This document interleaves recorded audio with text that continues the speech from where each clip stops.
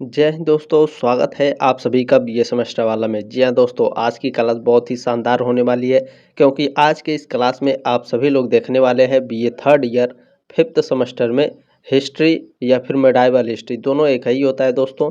ठीक है, medieval history का ये पेपर 2 है और पेपर का नाम है socio cultural and economic history of medieval India, यानी भारत का सामाजिक सांस्कृतिक इतिहास। ठीक है, 1200 से लेकर के 1700 ईस्वी तक।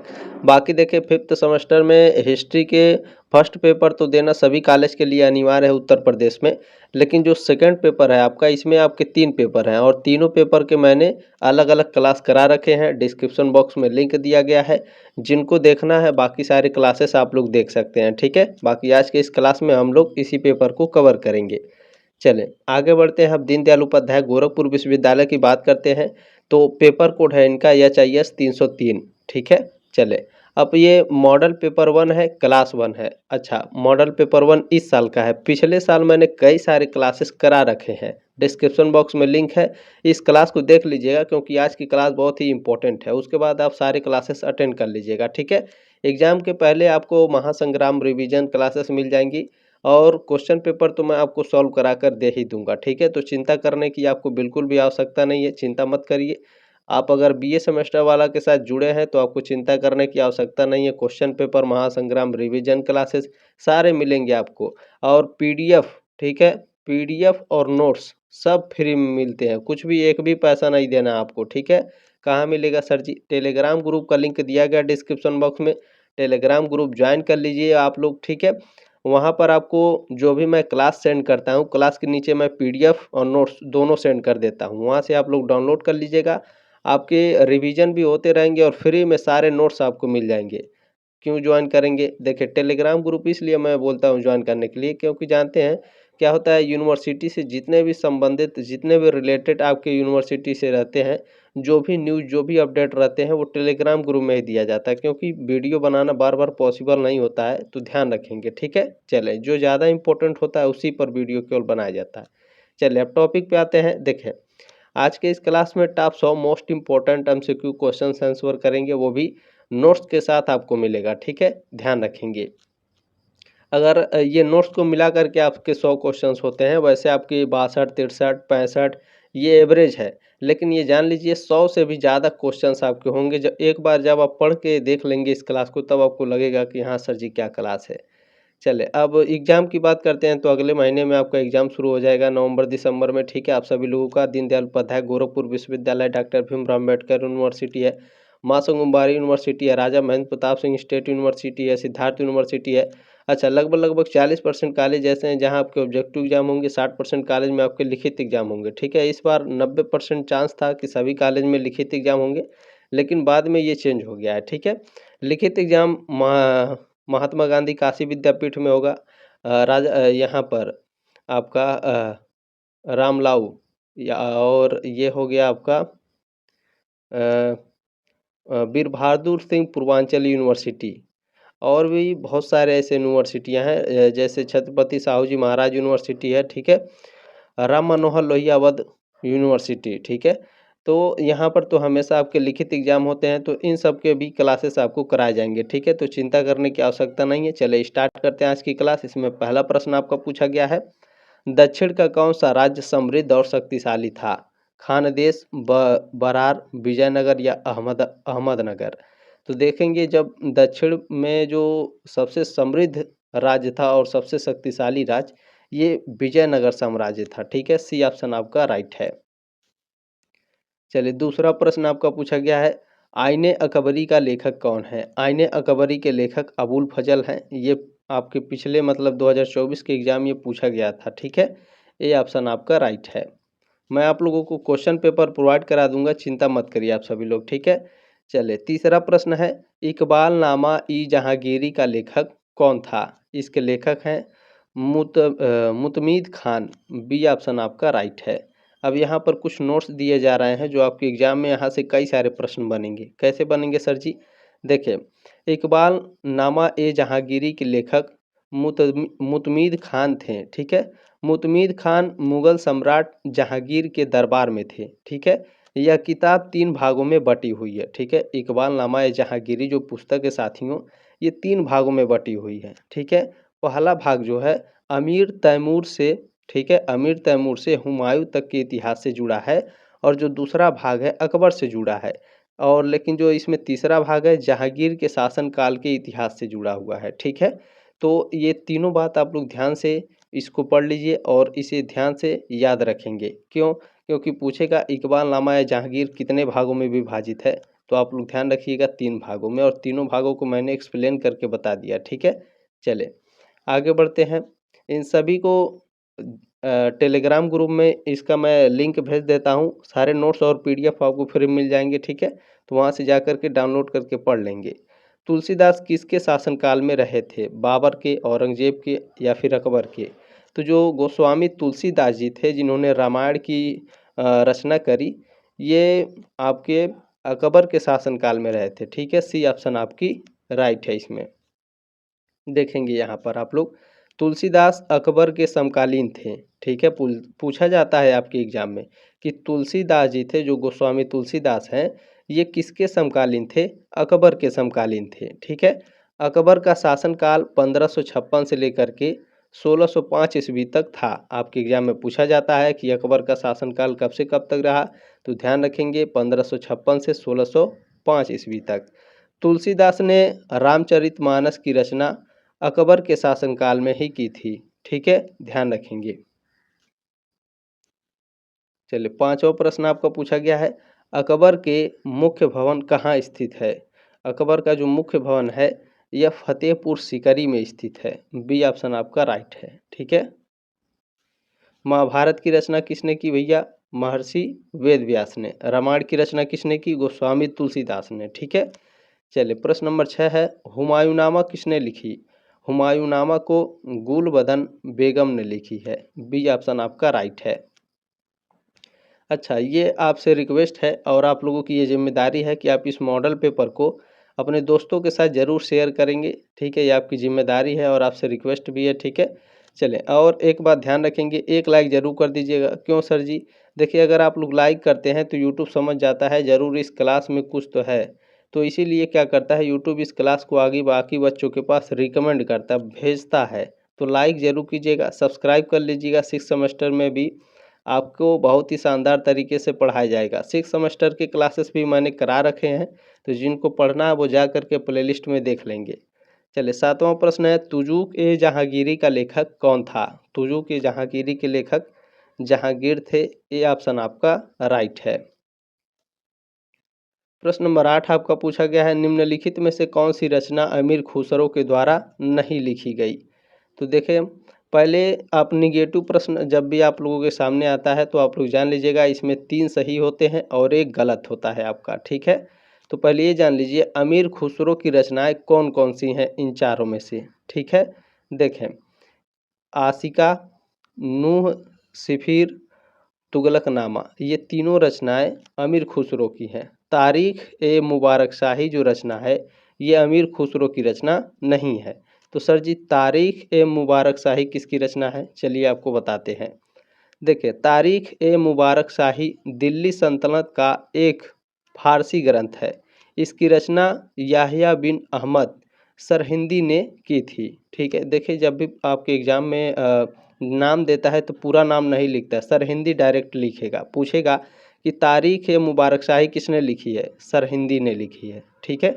मैं पूरा नाम इसलिए बताता हूँ क्योंकि आपके एग्ज़ाम में पूछेगा कि सरहिंदी का पूरा नाम क्या है, तो आप कहेंगे सर जी कि सर जी पढ़ाई नहीं किए हैं। ऐसा नहीं है, आपको बिल्कुल एक भी मैं मेरी तरफ से मैं एक भी क्वेश्चन, एक भी पॉइंट मैं छोड़ूंगा नहीं, ये बात जान लीजिए, ठीक है। चलें, यह ग्रंथ दिल्ली के सैयद वंश के शासकों के बारे में जानकारी देता है। ध्यान रखिएगा, तारीख ए मुबारक शाही जो पुस्तक है यह कैसी जानकारी देता है? तो दिल्ली, ठीक है, जो सैयद वंश है, सैयद वंश की जानकारी देता है तारीख ए मुबारक शाही, ठीक है। किसने लिखी है? सरहिंदी ने। ये छोटे छोटे पॉइंट जब आप कॉम्पिटिटिव एग्ज़ाम देते हैं, यूपी पुलिस हो गया, ठीक है, EMTS के एग्ज़ाम होते हैं, कोई भी गवर्नमेंट एग्ज़ाम होता है, तो ये सभी छोटे छोटे जो टॉपिक मैं पढ़ा रहा हूँ यही आप जा कर के कोचिंग में भी पढ़ते होंगे, ठीक है। ध्यान रखेंगे आप लोग। देखिए 9वां प्रश्न है, चित्रकला का महानतम रक्षक कौन था? चित्रकला का जो महानतम रक्षक है वो जहांगीर है। ए ऑप्शन आपका राइट है। चलिए प्रश्न नंबर 10 आपका पूछा गया है, हिंदी भी मैं आप लोगों को इस तरह से पढ़ाता हूँ कि पूरे यूट्यूब पर आपको ऐसी क्लास नहीं मिलेगी, ठीक है। चलिए 10वां प्रश्न है साथियों, अकबर ने किस सिख गुरु को वर्तमान अमृतसर भूदान के रूप में दिया था? यानी जो अकबर था, ठीक है, ये सिख गुरु को जो जमीन दिया था, ये दान में दिया था। अच्छा, ये किस गुरु को दिया था? रामदास को, उमरदास को, अंगद को या फिर तेग बहादुर को? तो जो रामदास थे, अकबर ने रामदास को, ठीक है, अमृतसर में जमीन दान में दिया था, ठीक है, ध्यान रखेंगे आप लोग, ठीक है। चलें आगे देखिएगा आप लोग, मुगल सम्राट अकबर ने सिखों के चौथे गुरु गुरु रामदास को अमृतसर की जमीन भूदान के रूप में दी थी, यानी भूमि दान के रूप में, ठीक है। गुरु रामदास ने साल 1577 में अमृतसर की स्थापना की थी। आपके एग्जाम में पूछा जाता है साथियों, कॉम्पिटिटिव एग्जाम में भी अमृतसर की स्थापना किसने की थी? तो गुरु रामदास ने की थी। गुरु रामदास कौन थे? तो सिखों के चौथे गुरु थे, ठीक है, सिखों के चौथे गुरु थे। और इनको अमृतसर किसने दान में दिया था? मुगल सम्राट अकबर ने दान में दिया था, ठीक है। चलें प्रश्न नंबर 11 आपका पूछा गया है, अकबर के दरबार के महानतम संगीतकार तानसेन का मूल नाम था? तानसेन का मूल नाम रामतनु पांडे था। सी ऑप्शन आपका राइट है। अच्छा, ऐसा कहा जाता है कि अकबर के जो दरबार में तानसेन थे, ठीक है, ये इस तरह से गाना गाते थे कि अगर दिया जलाया हुआ है, अगर ये दिया बुझा हुआ है, तो ये इस तरह से गाना गाते थे तो ये ऑटोमेटिक दिए सब जल जाते थे, ऐसा कहा जाता है। अब ये कहानी सच है कि नहीं, आप लोग इंटरनेट पर सर्च करके देख लेंगे। चलिए 12 नंबर प्रश्न है, निम्नलिखित मुगल अमीरों एवं सेनापतियों में से कौन एक हिंदी कवि था? तो साथियों, जो आपके अब्दुल रहीम खान खाना है, ठीक है, ये मुगल अमीर थे और सेनापति भी थे। ये एक हिंदी कवि भी थे, ठीक है, ध्यान रखेंगे। बी ऑप्शन आपका राइट है। अच्छा, सुबह का टाइम है इसलिए थोड़ा सा गला ठीक से चल नहीं रहा है, ठीक है, थोड़ा अजीब आवाज़ आ रहा होगा, चले कोई बात नहीं है। निम्नलिखित में से कौन एक मुगल चित्रकार नहीं था? बताइए। बिल्कुल, देखिए मुगल चित्रकार दसवंत थे, बिशन दास जी थे और बसामन थे, लेकिन जो निहाल चंद थे ये आपके मुगल चित्रकार नहीं है। डी ऑप्शन आपका राइट है। प्रश्न नंबर 14 आपका क्या पूछा गया है, ध्यान से देखेंगे, मज्म उल बहरैन किसके द्वारा लिखी गई है? तो यह दारा सिकोह के द्वारा लिखी गई है। ए ऑप्शन आपका राइट है। अब यहाँ आप लोग ध्यान से देखिएगा, यहाँ से कई सारे प्रश्न बनेंगे आपके एग्जाम में, जैसे मजमा उल बहरैन को मुगल शाहजादा दारा सिकोह ने लिखा था, ठीक है। यह फारसी में लिखी गई एक संक्षिप्त पुस्तक है, ठीक है, ध्यान रखेंगे। मजमा उल बहरैन को दारा सिकोह ने लिखा है। किस भाषा में लिखा गया है? फारसी भाषा में, ठीक है। इसे लगभग 1655 में लिखा गया था। इसका मतलब क्या है? दो महासागरों का संगम। मजमा उल बहरैन का मतलब क्या होता है? दो महासागरों का संगम। यह तुलनात्मक धर्म पर आधारित एक सूफी ग्रंथ है, ठीक है। मजमा उल बहरैन कैसा ग्रंथ है? किस धर्म से रिलेटेड है? सूफी ग्रंथ है, ठीक है। इसमें इस्लाम और हिंदू धर्म के बीच की कड़ी को ढूंढा गया है। प्रश्न नंबर 15 आपका पूछा गया है, निम्नलिखित शासकों में से कौन सबसे अधिक उदारवादी था? तो जो बाबर था सबसे उदारवादी था, ठीक है, ये ऑप्शन आपका राइट है। हम लोग तो देखने नहीं गए थे, नहीं सॉरी, यहाँ गलती हो गई, बाबर नहीं अकबर था, ठीक है, अकबर। डी ऑप्शन आपका राइट है, सॉरी, वेरी वेरी सॉरी इसके लिए। शासकों में से कौन सबसे अधिक उदारवादी था? अकबर था, ठीक है। चलें, हम लोग तो देखने नहीं गए थे, बाकी आप लोग जो साक्ष्य हमें मिलते हैं, जो बुक्स हमें मिलते हैं, उसी के हिसाब से हम लोग कह सकते हैं, ठीक है। चले 16 नंबर प्रश्न है, उलेमा थे, पोप थे, मुस्लिम साधु, हिंदू साधु या फिर सिख साधु? बताइए। उलेमा किसको कहा जाता है? तो उलेमा सब आप लोग मुस्लिम धर्म में सुने होंगे, ठीक है। उलेमा जो थे वो मुस्लिम साधुओं को कहा जाता था। बी ऑप्शन आपका राइट है। उलेमा इस तरह से होता है जैसे हिंदुओं में बहुभोज होता है, ठीक है, क्या होता है? हिंदुओं में बहुभोज होता है, उसी तरह से जो मुस्लिम धर्म है इसमें उलेमा होता है, ठीक है।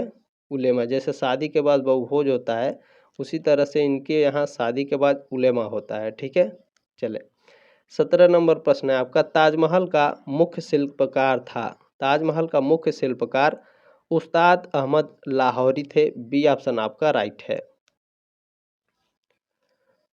प्रश्न नंबर 18 है आपका, कश्मीर का अकबर कौन जाना जाता था। कश्मीर के अकबर के नाम से कौन जाना जाता था, तो जैनुल आबिदीन। अच्छा, मैंने जो कहा है वो ध्यान से देखिएगा। उलेमा शादी के बाद बहुभोज को कहा जाता है, तो सर जी आप कह रहे थे कि मुस्लिम साधु को कहा जाता है। देखिए उलेमा जो वर्ड है ये कई लोगों के लिए प्रयोग होता है, तो ये बात आप लोग थोड़ा ध्यान में रखेंगे। ठीक है, चलें, कश्मीर का अकबर कौन जाना जाता था, तो जैनुल आबदीन। ठीक है, चलें, यहाँ आप लोग ध्यान रखेंगे कि कश्मीर के 8वें सुल्तान जैनुल आबिदीन को कश्मीर का अकबर कहा जाता है। उनका शासनकाल 1420 से लेकर के 1470 ईस्वी तक था, यानी 50 साल तक इन्होंने शासन किया। ठीक है, चलें, प्रश्न नंबर 19 है, महाभारत का फारसी अनुवाद है रज्मनामा। ठीक है, महाभारत का फारसी अनुवाद क्या है, रज्मनामा। ए ऑप्शन आपका राइट है। अब इसको कराया किसने था फारसी अनुवाद, देखें महाभारत का फारसी अनुवाद रज्मनामा है। ठीक है, इसका मतलब है युद्ध की किताब। इसे मुगल बादशाह अकबर ने बनवाया था। ठीक है, इसका अनुवाद इसके अनुवाद को फैजी और अब्द अल कदीर बदाऊनी ने किया था। ठीक है, ध्यान रखेंगे अकबर का महाभारत में, महाभारत जो बुक है हमारी, ठीक है, इसको फारसी में अनुवाद अकबर ने कराया था, तो उसका नाम क्या था, रज्मनामा। अच्छा, अनुवाद करने वाले कौन कौन थे, फैजी था और अब्द अल कदीर बादाऊनी। ठीक है, ध्यान रखेंगे। ये छोटे छोटे पॉइंट हैं, लेकिन जान लीजिए आपके लिए बहुत ही इम्पोर्टेंट है, आपके एग्जाम के लिए बहुत ही इम्पोर्टेंट है, आपके जीवन के लिए बहुत ही इम्पोर्टेंट है। ठीक है, चले, शाहनामा किसकी कृति है, शाहनामा फिरदौसी की कृति है। ठीक है, ये ऑप्शन आपका राइट है। अगर देखें बीए सेमेस्टर वाला के चैनल पर अगर आप आए हैं, ये चैनल नहीं है, आपका परिवार है। अगर आप यहाँ पर ध्यान से पढ़ते हैं, पूरे मन से एकदम दिल लगा के पढ़ते हैं ध्यान से, आपको इतना मज़ा आएगा कि आप कह नहीं सकते हैं, क्योंकि यहाँ पर जो नॉलेज आपको मिलेगी वो टॉप लेवल की मिलेगी। ठीक है, थोड़ा इस समय लगता है क्लास लेने में, लेकिन जब आप पढ़ेंगे तो आपको बहुत ही अच्छा लगेगा। ठीक है, अगर आप पढ़ने वाले होंगे तो। बाकी जो ऊपर ऊपर पढ़ते हैं कि पास हो जाए जल्दी से, उनके लिए भी है, लेकिन वो जल्दी जल्दी सोचते हैं, लेकिन ऐसा नहीं है। ठीक है, आप सब के लिए, ये सभी बच्चों के लिए इम्पोर्टेंट है। ठीक है, चलें, निम्न में से किसने कुरान पर एक टीका लिखा है, किसने लिखा है भैया, तो ये लिखे हैं जान बेगम ने। ठीक है, कुरान पर एक टीका किसने लिखा है, जान बेगम ने। बी ऑप्शन आपका राइट है। प्रश्न नंबर 22 आपका क्या पूछा गया है, मध्यकालीन भारत में कान में पहनने वाले आभूषण का क्या नाम था। ठीक है, यानी जो हिंदू धर्म में आप लोग देखते होंगे कान में जो पहनते हैं, ठीक है, तो ये मध्यकालीन भारत में इसका नाम क्या था, तो मध्यकालीन भारत में इसे झांझर बोला जाता था। ठीक है, बी ऑप्शन आपका राइट है। प्रश्न नंबर 23 आपका पूछा गया है, निम्नलिखित में से कौन सी आगरा के किले में निर्मित पहली सफ़ेद संगमरमर की इमारत है, तो सबसे पहले आगरा में मोती मस्जिद बनाई गई थी। ठीक है, सी ऑप्शन आपका राइट है। आगरा किले में सबसे पहले मोती मस्जिद का निर्माण हुआ था। प्रश्न नंबर 24 है, निम्नलिखित में से कौन जैन आचार्य 2 वर्ष तक मुगल दरबार में रहा था एवं जिसे जगत गुरु की उपाधि से सम्मानित किया गया था, तो ये आपके हीरा विजय सूरी थे। बी ऑप्शन आपका राइट है। ठीक है, हीरा विजय जो सूरी थे ये मुगल दरबार में रहे थे। ठीक है, 2 वर्ष तक, और इनको जगत गुरु की उपाधि से सम्मानित किया गया था। प्रश्न नंबर 25 है आपका, कौन सा मुगल सम्राट खामोशी से संगीत को पसंद करता था एवं कुशल बीड़ा वादक भी था, तो ये औरंगजेब था। बी ऑप्शन आपका करेक्ट है। प्रश्न नंबर 26 आपका क्या है, निम्नलिखित में से कौन fall of the Mughal empire का लेखक है। Fall of the Mughal empire का लेखक जदुनाथ सरकार हैं। सी ऑप्शन आपका राइट है। प्रश्न नंबर 27 आपका पूछा गया है, अब्दुल हमीद लाहौरी इनमें से किसके लेखक थे? तो अब अब्दुल हमीद लाहौरी ये आपके पादशाहनामा के लेखक हैं। बी ऑप्शन आपका राइट है। प्रश्न नंबर 28 आपका पूछा गया है, किस शासक के समय में अंडाकार शैली का गुंबद स्थापत्य कला का मुख्य लक्षण बन गया? तो यह हुमायूं के शासनकाल में, ठीक है, अंडाकार शैली का गुंबद स्थापत्य कला का मुख्य लक्षण था। ये ऑप्शन आपका राइट है। प्रश्न नंबर 29 आपका पूछा गया है, हाजी बेगम कौन थी? हाजी बेगम जो थी वो अकबर की माँ थी। ये डी ऑप्शन आपका राइट है। प्रश्न नंबर 30 आपका पूछा गया है, मुगल काल में एक सोने की मोहर बराबर था। तो ध्यान रखेंगे, मुगल काल में एक सोने की मोहर, ठीक है, एक सोने की मोहर जो थी 159 ग्रेन के बराबर थी। डी ऑप्शन आपका राइट है। प्रश्न नंबर आपका 31 पूछा गया, सिकंदर लोदी पुत्र था। सिकंदर लोदी हिंदू माता का पुत्र था। सी ऑप्शन आपका राइट है। प्रश्न नंबर 32 आपका पूछा गया है, मकतब संबंधित था। मकतब जो है साथियों ये प्राथमिक स्कूल से संबंधित था, ठीक है, ये ऑप्शन आपका राइट है। और जो मकतब है ये मुस्लिम धर्म से संबंधित है। मुसलमानों का जो प्राथमिक स्कूल होता था जिसमें बच्चे पढ़ते थे उसी को मकतब बोला जाता है, ठीक है। चले,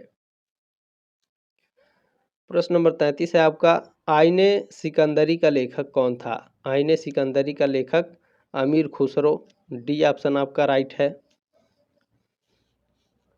प्रश्न नंबर 34 है, दारा सिको पारंगत था हदीस में, वेदांत में, फिक्र में या कोई नहीं? जो दारा सिको पारंगत था यह वेदांतों में पारंगत था। बी ऑप्शन आपका राइट है।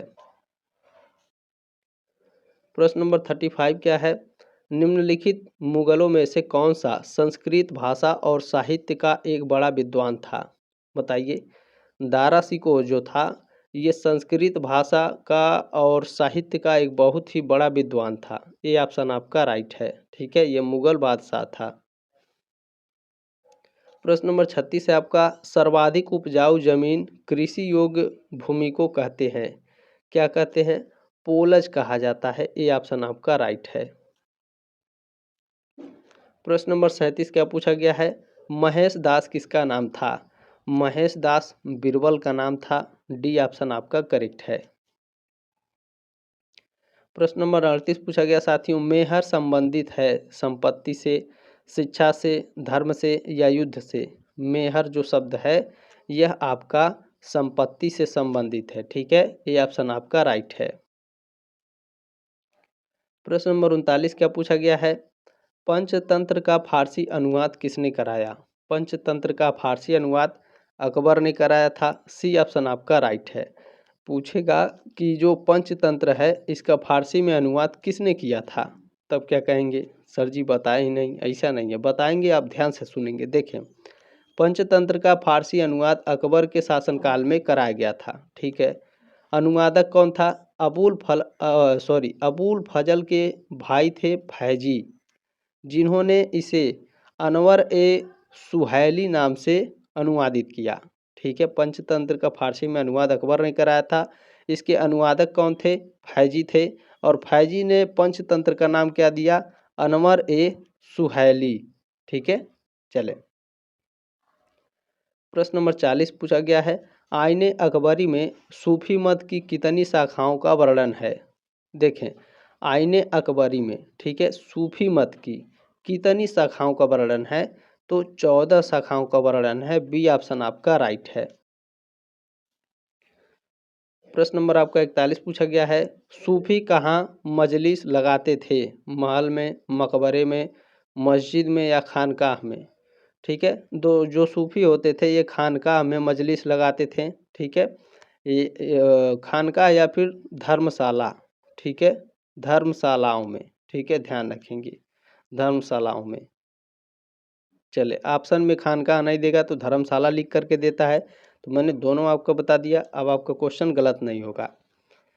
चले, प्रश्न नंबर 42 है आपका, दीन ए इलाही कौन सा दीन ए इलाही कौन सदस्य था? ठीक है, थोड़ा टाइपिंग में भी उल्टा सीधा हो जाता है। दिन ए इलाही का कौन सदस्य था? शेख फैजी, टोडरमल, मान सिंह या बैरम खान? बताइए।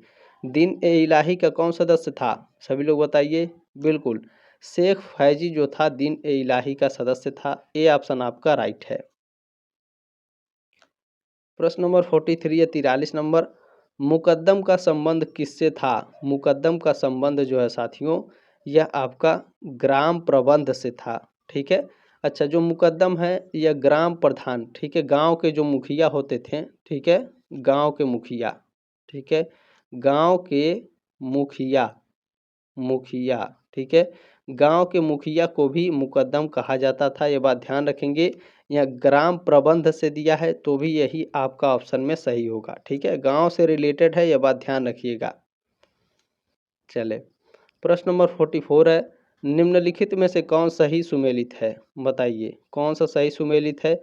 यानी आपके इसमें 3 गलत हैं और 1 सही है। ठीक है, पूछ रहा है कौन सही सुमेलित है, तो ध्यान से देखेंगे।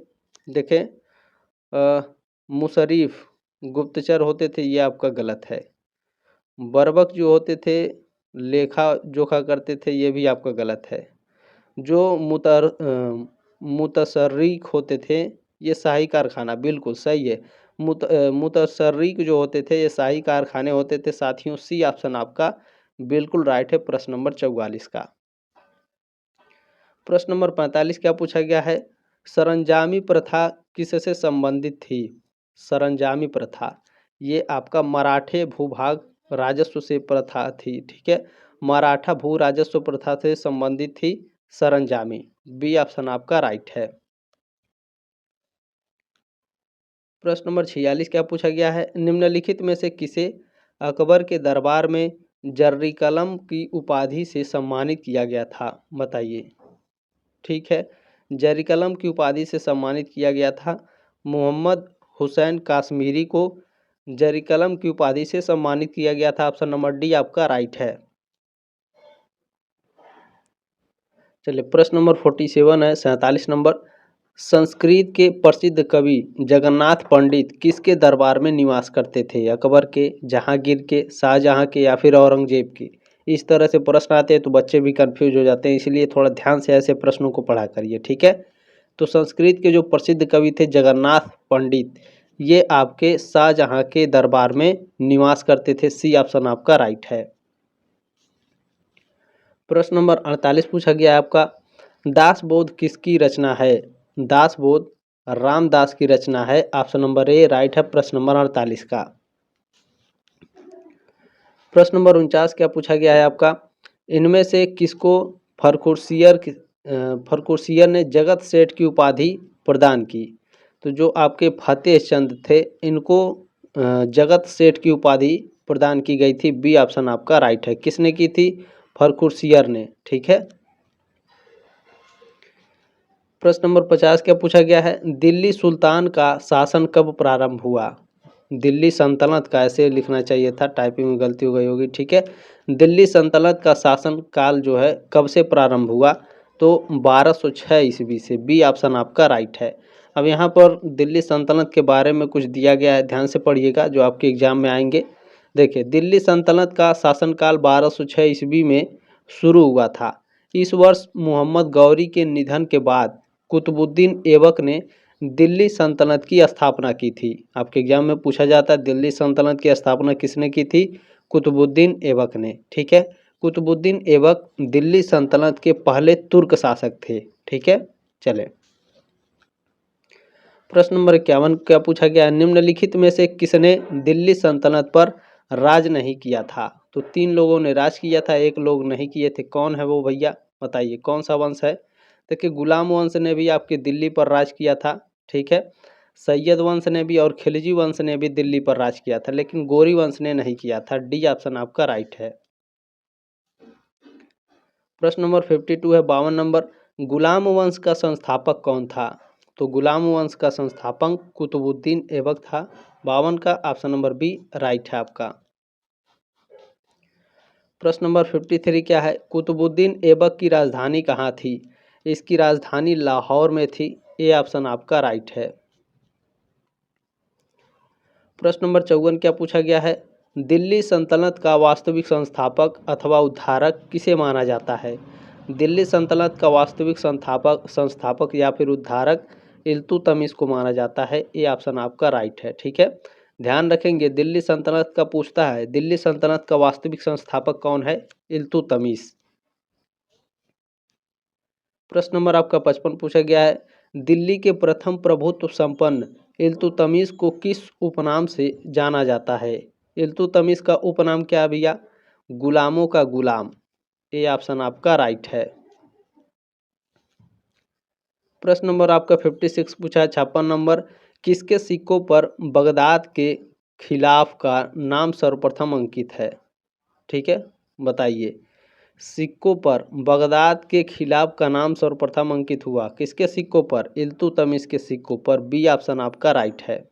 ठीक है, अच्छा, यहाँ पर आपका टाइपिंग में गलती हो गई, ये खिलाफ नहीं है, खलीफा है। ठीक है, क्या है? खलीफा। आप लोग ध्यान रखेंगे। ठीक है, किसके सिक्कों पर बगदाद के खलीफा का नाम सर्वप्रथम अंकित हुआ? इल्तुतमिश के। ठीक है, चलें, देखिए, इल्तुतमिश ने अपने सिक्कों पर बगदाद के खलीफा का नाम सबसे पहले अंकित किया था। इल्तुतमिश को गुलाम वंश का वास्तविक संस्थापक माना जाता है। ठीक है, ध्यान रखेंगे, इल्तुतमिश ने दिल्ली सल्तनत के दो बुनियादी सिक्के चलाए थे, चांदी का टंका और तांबे का जीतल। इल्तुतमिश ने भारत में शुद्ध अरबी सिक्के चलाए थे। ठीक है, ध्यान रखेंगे, यहाँ पहले मैं आपको कुछ बता देता हूँ, उसके बाद अभी समझाऊंगा। ठीक है, दिल्ली सल्तनत के दो बुनियादी सिक्के चलाए थे इल्तुतमिश ने, चांदी का टंका और तांबे का जीतल। ठीक है, ध्यान रखेंगे।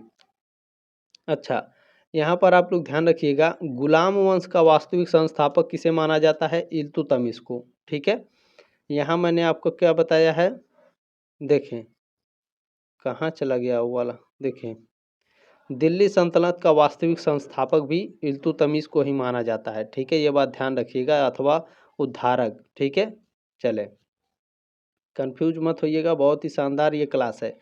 प्रश्न नंबर 57 है, इल्तुतमिश के शासनकाल में भारत पर किसका आक्रमण हुआ? तो जब इल्तुतमिश का शासनकाल था उस समय भारत पर आक्रमण चंगेज खान का हुआ था। ये ऑप्शन आपका राइट है। सबसे क्रूर शासक, बहुत ही क्रूर शासक चंगेज खान था, जहां जाता था सभी को मार देता था। निम्न में से कौन भारत की प्रथम महिला शासका थी? रजिया सुल्तान। ये ऑप्शन आपका राइट है। चंगेज खान जिस गांव में जाता था, खड़े पूरे गांव में सभी लोगों को मार देता था, बूढ़े बच्चे जवान सभी को। रजिया बेगम को सत्ताच्युत यानी उनके सत्ता से हटाने में किसका हाथ था? अफगानों का, मंगोलों का, तुर्कों का या फिर अरबों का? तुर्क शासकों का था। ठीक है, सी ऑप्शन आपका राइट है। प्रश्न नंबर 60 क्या पूछा गया है, दिल्ली के सुल्तान बलबन का पूरा नाम क्या था? तो इनका देखें, मैंने कहा था ना कि कभी कभी क्या होता है आपके एग्जाम में किसी शासक का पूरा नाम पूछ लेता है, इसलिए मैं छोटा नाम नहीं बताता हूँ, पूरा नाम बताता हूँ, ताकि अगर आप पढ़े रहे हैं तो आप तुरंत उत्तर उसका दे पाएँ। ठीक है, बताइए, बलबन का पूरा नाम क्या था? गयासुद्दीन बलबन। बी ऑप्शन आपका राइट है। प्रश्न नंबर 61 आपका क्या पूछा गया है, दिल्ली के खिलजी सुल्तान थे, दिल्ली के खिलजी सुल्तान तुर्क थे। ठीक है, तुर्क लोग थे। सी ऑप्शन आपका राइट है। प्रश्न नंबर 62 क्या पूछा है, सेना को वेतन देने की प्रणाली का विधान किसने किया? यानी सेना को वेतन देने का आरंभ किस शासक ने किया था? इब्राहिम लोदी ने, इल्तुतमिश ने, अलाउद्दीन खिलजी ने या फिर बलबन ने? किसने सेना को वेतन देना शुरू किया, यानी हर महीने वेतन मिलेगा आपको? तो ये आपका अलाउद्दीन खिलजी ने सेना को वेतन देने की प्रणाली को शुरू किया था। ठीक है, सी ऑप्शन आपका राइट है। बहुत ही इम्पोर्टेंट ये प्रश्न है। उम्मीद है साथियों आपको जानकारी अच्छी लगी होगी। प्लीज़ इस जानकारी को आगे जरूर शेयर करेंगे, आपकी जिम्मेदारी, आपसे रिक्वेस्ट भी है। और एक लाइक जरूर करके जाएंगे क्लास को, ताकि यूट्यूब आगे भी रिकमेंड करे।